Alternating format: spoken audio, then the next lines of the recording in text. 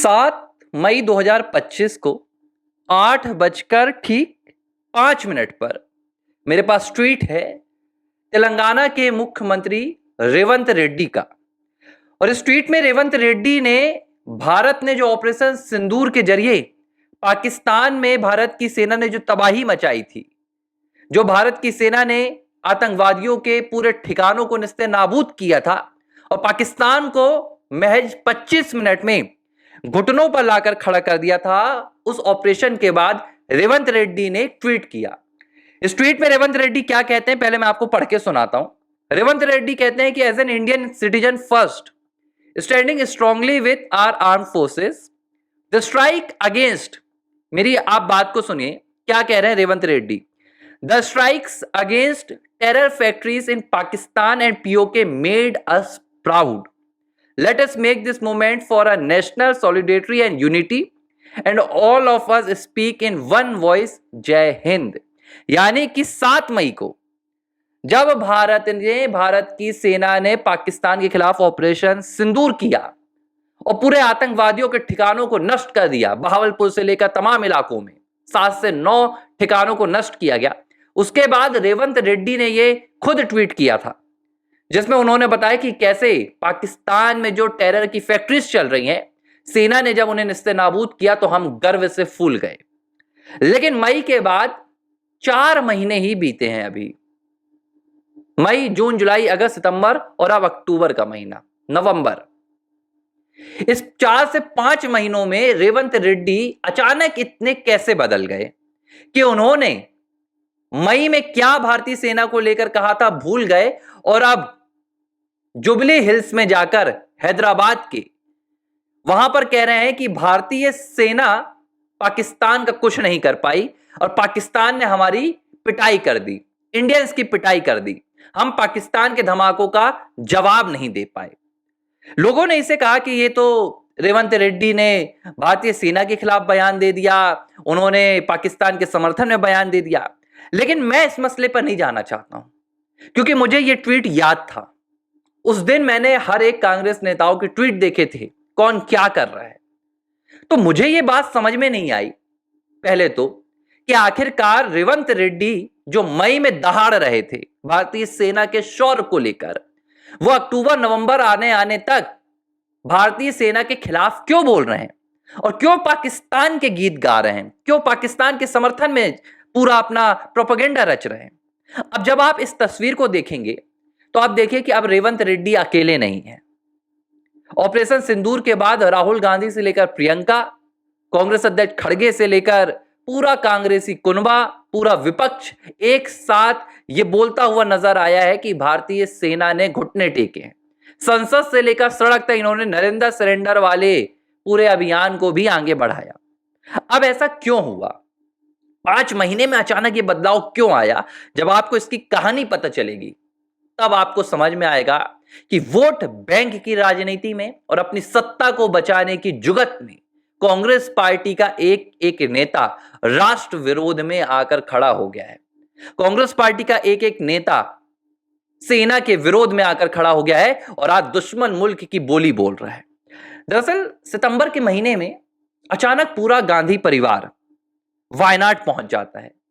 प्रियंका गांधी वाड्रा, राहुल गांधी और सोनिया गांधी तीनों वायनाड में डेरा जमा लेती हैं और वहां खबर आती है कि जो वायनाड का मुस्लिम वोट बैंक है, जिस वोट बैंक ने प्रियंका को वायनाड से लोकसभा में पहुंचाने का काम किया, उस वोट बैंक ने बाकायदा गांधी परिवार पर नाराजगी जाहिर की और कई वहां के वायनाड के मौलवी और मौलानाओं ने सीधे गांधी परिवार को कहा कि आप हमारी बातें नहीं सुन रही हैं, आप हमारे लिए समर्थन नहीं जुटा पा रही हैं, हम अब दोबारा वायनाड में आपके लिए खड़े नहीं होंगे। और जब यह बात वहां के कुछ मौलवियों ने कही तो प्रियंका गांधी तमाम मौलवियों के दरबारों में जाने लगी, वहां जाकर उनकी बातें सुनने लगी और उनके लिए मान मुनव्वल का पूरा कार्यक्रम शुरू किया गया। प्रियंका गांधी वाड्रा ने वहां जाकर सबसे कहा कि आप बताइए कि आपको क्या चाहिए, हम कैसे आपकी मदद कर सकते हैं, आपकी नाराजगी क्या है। इसके बाद जो भी वहां पर मौलवी थे, जो भी वहां पर ये गांधी परिवार के समर्थक थे, उन्होंने कहा कि देश में एक जो माहौल बन रहा है वो माहौल मुस्लिमों के खिलाफ जा रहा है ऑपरेशन सिंदूर से। सेना की कार्रवाई से और भारत के शौर्य से, जिस लिहाज से भारत ने पाकिस्तान के खिलाफ कार्रवाई की है, जिस लिहाज से भारतीय सेना ने आतंकवादियों को जड़ से मिटाने का काम किया है और पूरी दुनिया ने यह देखा, तो जब भारत के कुछ पाकिस्तान समर्थित मुस्लिम हैं जो पाकिस्तान को अपना भाई मानते हैं, मैं नाम नहीं ले रहा हूं, लेकिन ऐसे बहुत से बयान आप देखेंगे तो तमाम आपको वीडियोस मिल जाएंगे जिसमें भारत में रहने वाले बहुत से मुस्लिमों ने खुलकर ऑपरेशन सिंदूर पर चुप्पी साधी थी और यह कहा था कि भाई हमें इससे कोई लेना देना नहीं है, ऐसा नहीं होना चाहिए था। खुद महबूबा मुफ्ती जैसी नेता, उन्होंने खुद कहा था कि भाई भारत ने पाकिस्तान में जो किया उससे वहां के नागरिकों को नुकसान हो रहा है, पानी बंद कर रहे हैं तो उनके नागरिकों को नुकसान हो रहा है, व्यापार बंद कर रहे हैं तो उनके नागरिकों को नुकसान हो रहा है। और इस पूरे घटनाक्रम को लेकर, चाहे वो सिंधु जल समझौता हो, चाहे पाकिस्तान के साथ व्यापार बंद करने की बात रही हो, या पाकिस्तान में घुसकर भारतीय सेना के द्वारा वहां के आतंकियों को निस्ते नाबूद करने की बात की गई हो, इससे जो एक कट्टर मुस्लिम समर्थक हैं, मैं देशभक्त और राष्ट्रवादी मुस्लिमों की बात नहीं कर रहा हूं, उनके लिए मेरे सीने में भी जगह है, जो भारत मां के साथ खड़े होते हैं, इस भारत की जमीन के लिए खड़े होते हैं, हम उन पर कभी सवाल नहीं खड़े करते। लेकिन जो भारत में रहकर दुश्मन मुल्क की हम वतनी करते हैं, जो भारत में रहकर पड़ोसी मुल्क के लिए दुआएं करते हैं, चाहे फिर वो महबूबा मुफ्ती हो या कोई आम नागरिक हो, मैं उनकी बात कर रहा हूं। उन्होंने गांधी परिवार से यह बात की और बाकायदा कहा कि हम नाखुश हैं, इससे माहौल बिगड़ रहा है और हमारे लोग इससे खुश नहीं हैं।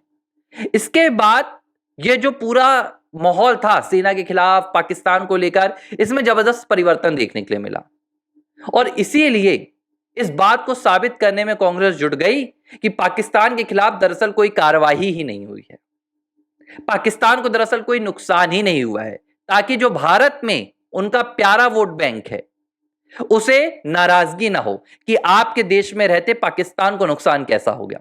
क्योंकि जो सिंधु जल समझौता है भारत के पहले प्रधानमंत्री जवाहरलाल नेहरू के कार्यकाल में हुआ था और आज वो रद्द हो गया है। आपको याद दिलाता हूं ना, आप मेरी बात को तब समझेंगे जब भारत की सरकार ने यह ऐलान किया कि जो भारत में फिलहाल पाकिस्तान के नागरिक ठहरे हुए थे वो तमाम नागरिक के भारत का पूरा साथ छोड़े, मतलब भारत की जमीन छोड़े और अपने अपने देश लौट जाए। तब भारत में कितने दिनों से ठहरे हुए पाकिस्तानी नागरिक नजर आए। कोई यहां पर किसी का चाचा है, किसी की कोई अम्मी है, किसी का कोई दामाद है, किसी का कोई कुछ है, किसी का कोई मियां है, मतलब पाकिस्तानी नागरिकों के रिश्तेदार यहां पर है।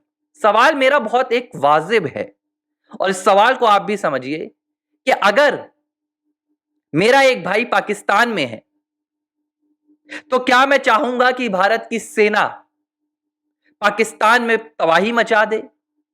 अगर मैं ये तभी चाहूंगा जब मेरे रग रग में राष्ट्रवाद दौड़ रहा हो और मेरा वो भाई भी मेरे खिलाफ बोलता हो, तभी मैं ये चाहूंगा। लेकिन अगर वो मेरा भाई भारत के समर्थन में बोलता है, वो मेरा भाई पाकिस्तान की सेना के खिलाफ बोलता है, तब मैं उसे बचाने की कोशिश करूंगा। लेकिन पाकिस्तान से ऐसी कोई आवाज नहीं आती है। जब भारत ने ऑपरेशन सिंदूर चलाया तो पूरा पाकिस्तान एक हो गया, पाकिस्तान ने मिलकर भारत के खिलाफ साजिशें रची। तो सवाल यह उठ रहा है कि जो भारत में आते हैं पाकिस्तान के नागरिक, जिनके रिश्तेदार भारत में हैं, वो इन कार्रवाइयों से खुश नहीं थे। उन्हें पाकिस्तान के खिलाफ कार्रवाई उनके दिल में एक तीर की तरह चुभ रही थी। अब इसकी रहनुमाई कौन करता है? कांग्रेस पार्टी करती है, गांधी परिवार करता है। तो बकायदा इनके सामने यह बात रखी गई कि ऐसा माहौल बनाया जाए ताकि हमारे लोग खुश हों। और इसके बाद गांधी परिवार ने ये तमाम अपने कांग्रेस पार्टी के नेताओं को रिपोर्ट के मुताबिक एक निर्देश दिया कि हमें यह साबित करना है कि पाकिस्तान के खिलाफ भारत की सेना कुछ नहीं कर पाई। अब आप देखिए राहुल गांधी ने संसद में खड़े होकर क्या कहा। 5 राफेल गिर गए, 25 मिनट में राजनाथ सिंह ने सेना को घुटने टिकवा दिए, हम कुछ नहीं कर पाए, नरेंद्र मोदी ने सरेंडर कर दिया। क्यों? इससे राहुल गांधी को कोई राजनीतिक लाभ नहीं होगा। हाँ, लेकिन उनका वोट बैंक खुश हो जाएगा क्योंकि वो राहुल गांधी की बात को मान लेगा कि हाँ, आपने तो संसद के पटल में कहा है। अब आप जुबली हिल्स की कहानी सुनिए, जहां पर रेवंत रेड्डी ने यह बयान दिया है। उपचुनाव हो रहा है, कांग्रेस की तरफ से यहां पर नवीन यादव उम्मीदवार है। 2 वीडियो आए हैं। एक वीडियो में नवीन यादव, जो मुस्लिम परंपरा की इस्लामिक जालीदार टोपी होती है, वो पहनकर वोट मांगते हुए नजर आ रहे हैं। और दूसरे वो वीडियो में रेवंत रेड्डी पाकिस्तान का गुणगान कर रहे हैं, क्योंकि यहां पर 24 से 25% मुस्लिम आबादी है और उस आबादी को खुश करने के लिए भारत के गुणगान गाना लगता है कांग्रेस पार्टी को कि कहीं उनका वोट बैंक ना खिसक जाए। कांग्रेस पार्टी को लगता है कि अगर वो भारत की सेना के गुणगान करेंगे तो कहीं उनका वोट बैंक ना नाराज हो जाए, तो उन्हें खुश करने के लिए पाकिस्तान की बहादुरी बताई जा रही है और भारतीय सेना की लाचारी बताई जा रही है। लेकिन दुनिया ने सच देखा है 7 मई की वो रात जब भारतीय सेना की शौर्य से, भारतीय सेना की शक्ति से पूरी दुनिया हिल गई थी। एक परमाणु सशक्त देश में दूसरे परमाणु सशक्त देश ने आज से पहले कभी इस तरह की स्ट्राइक नहीं की थी, लेकिन भारत ने वो भी कर दिखाया। मुझे लगता है कि कांग्रेस पार्टी को वोट बैंक की राजनीति से हटकर एक बार इस देश की सेना के लिए भी सामने आना चाहिए और अपने दिए गए बयानों पर माफी मांगकर वोट बैंक की राजनीति से हटकर राष्ट्रवाद से जुड़ जाना चाहिए। ABC हिंदी न्यूज, आज ही जुड़िए हर खबर के साथ।